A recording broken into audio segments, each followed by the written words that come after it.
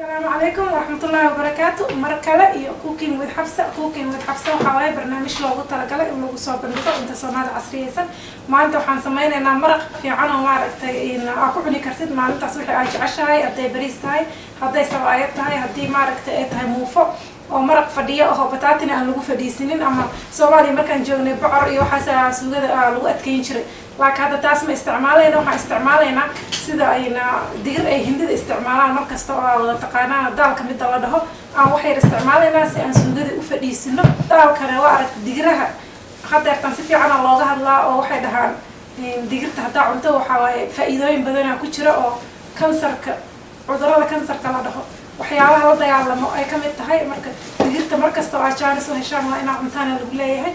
bataati hadda isticmaasho marka oo badan waxaa dhacaysa in suugadii saliid badan aad ku darto rasiin maaragtay ay noqonaysaa saliidda bataatiga ugu dhuuqaa. laakiin hadda daalkan ku darto wax yar kooban ku darayaa kaliya kooban biyo intaan ku kariyo markay jilacdo intaan shiidan ku darayaa suugadii ay fadhiisinaysaa. vitamins badanna waa ka helaysaa, faa'iidooyin badanna waa leedahay. marka sidii oo hindidoo kalena looma karinayo xawaajaashii aan wada taqaaneen oo Soomaaliga ku isticmaali jirnay aan ku darayaa oo maaragtay bisbaas iyo xawaajiyaal badan oo ku dhibaayo ma ahan. marka waa ka heli doontaan daawasho wanaagsan. fiirsada. bismillaahi raxmaani raxiim. suugadeeni aan isku dardarsanaynaa oo hadda saliid aan ku darsanayaa koob haafkiisa ilaa iyo koob sidii adiga aad jeceshahay, laakiin aniga saliid badan ma rabo. marka koobkaas haafkiisa aan ku darsanayaa, xabad toon aan ku darsanayaa oo ka sahlaysa dhadhanka iyo caraftaba. basashii gaduudneed oo aan jarjaray aan ku darayaa. waxaan sugayaa marka intay wax yar soo gaduudato.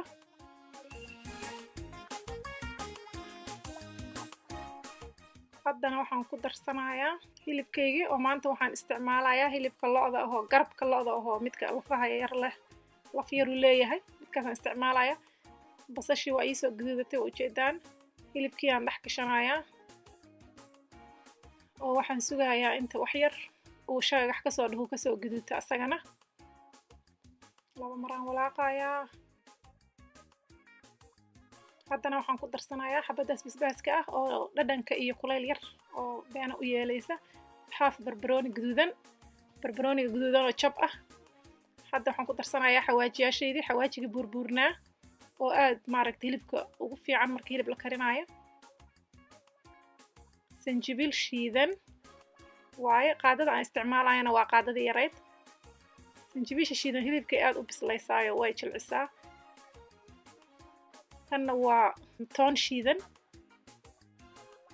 iyo tamragi oo maaragtay huruudii gaduudna huruudda aan wada naqaanay oo maaragtay ayadana kalarka iyo maaragtay ka helb garaynaysa.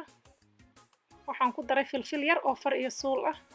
waxaygaas dhan isku gadgadinayaa si fiican ba isku dhex gasho ujeedaan.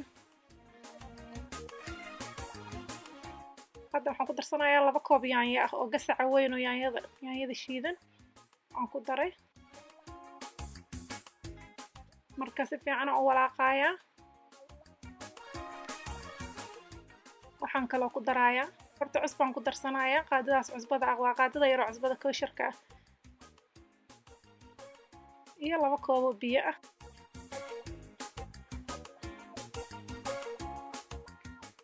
hilibka inuu jilco u baahan yahay Soomaa. 2daas koob biyaha ah saacaday karaysaa. dabka aan medium u geeyo oo dhexdhexaad. dabka hayga kuma fiicna marka hilib la karinayo.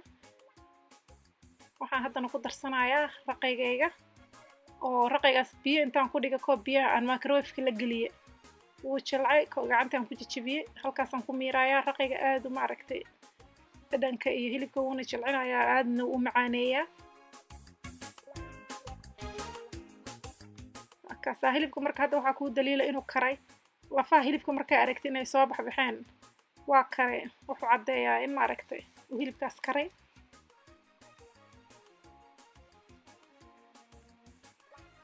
lafaha mar hadday aragtay hilibka markuu soo baxo waa caddayn inuu hilibkaas si fiican u karay. hadda waxaan ku darsanayaa digirtii shidneed oo daalka loo yaqaanay. sawirkeeda waa aragteen meeshaan soo geliyey. marka waa shiida biyaan ku kariyey waa shiida 1 koob. marka suugada intaasaa fadhiisinaysa oo maaragtay uma baahna wax kaleeto in lagu daro. saliidda badanaan diidayaa sidii hore aan idinku sharaxay. khudaarta iyo bataatiga kulli gadaal uga darayaa. hadda waqtigii aan ka dejin lahaa baa la soo gaaray. xabadaas bataatiga aan ku darayaa ilaa iyo 7 daqiiqo camal markay ku jirto waaba kartaba. dabkana wuu markii bataati aad karinayso sideedaba dabka waa inuu u gaabsan yahay, markaas si fudud u karaya. marka khudaar waaweyn oo dhow lagala baxay noqonaysaa. khudaarta iyo bataatigaba marka ugu dambeysaan ku daraa. bataatigii hadda waa ii karay. hadda waxaan ku darsanayaa marka khudaartaas frozen iyo wixii aa haysato markaas ama fresh. aniga waa isku daray maanta. wakaasa khudaar wixii aa haysato ku darso markii aa ka dhigi rabto. suugada isku gadgadi marka wax yar 5 daqiiqo kadib haddii la huriyo 5 daqiiqo waaba kartay khudaarta. karis badan uma baahna. kabsar caleentaas aan jarjartay aan ku darayaa. suugada waa isku dhamaatay. aad uga heli doontaan broveya. digirtaas waa idin fiican tahay, caafimaadka u fiican tahay. wax xuna ma ahan ka dareemaysid oo sida maaragtay digirteena aan cambuulada ka samaysano kale haddaad wax ku darto suugada waa ka dareemay. tan laakiin kama dareemaysid. suugo caadi waa maaragtay aad moodaysaa markaa cunaysid.